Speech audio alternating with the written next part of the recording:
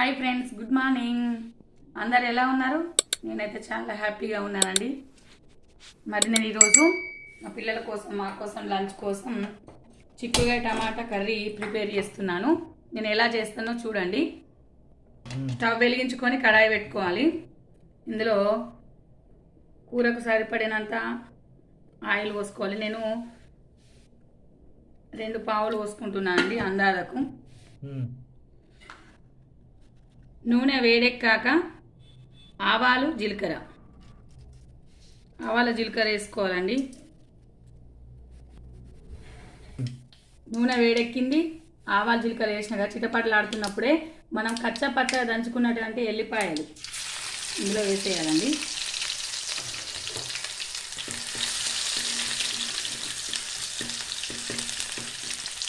అలాగే ఉల్లిపాయ మరియు మిరపకాయ ముక్కలు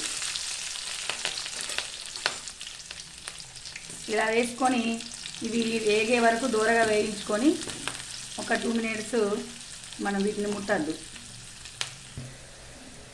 2 కళ్యామాకు రిబ్బలు కూడా వేసుకోవాలండి. ప్రతి దాంట్లో కూడా కళ్యామాకు వేసుకుంటే టేస్ట్ మంచిగా ఉంటుంది. అలాగే మన హెల్త్ కూడా మంచిది కదా అండి, జుట్టు మంచిగా పెరుగుతుంది, హెయిర్ ఫాల్ అనేది ఉండదు. ఒక చిన్న చెంచాడు పసుపు వేసుకొని ఇలా కలుపుకోవాలి. ముందుగా ఈ చిక్కుడుకాయని నేను ఉడికించి పెట్టుకున్నానండి. దీన్ని ఉడికిన దాన్ని ఇందులో పోపులో వేస్తున్నాను.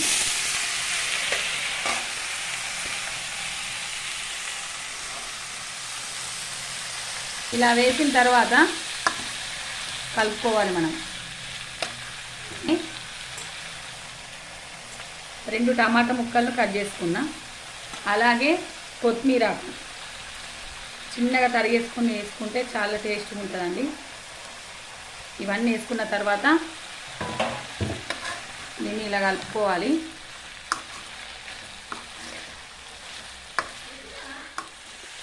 ఇలా ఉడుకుతున్నప్పుడే మనము దీనికి సరిపడాటువంటి ఉప్పును వేసుకోవాలి.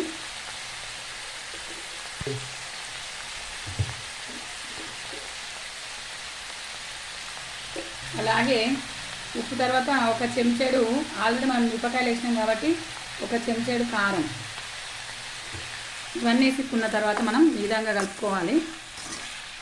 కలుపుకొని మూత పెట్టేసుకుంటే ఒక 5 మినిట్స్ అయిన తర్వాత కూర ఎలా ఉడికిందో చూద్దాం.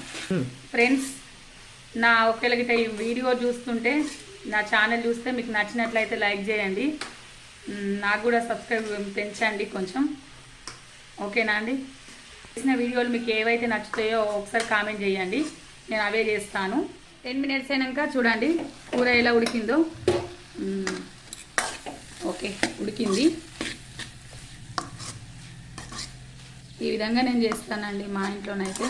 మరి మీ ఇంట్లో మీరు చిక్కుడుకాయ కర్రీని ఎలా చేస్తారో కామెంట్ చేయండి. ఇప్పుడు దీని టేస్ట్ ఎట్లుందో చూద్దాం.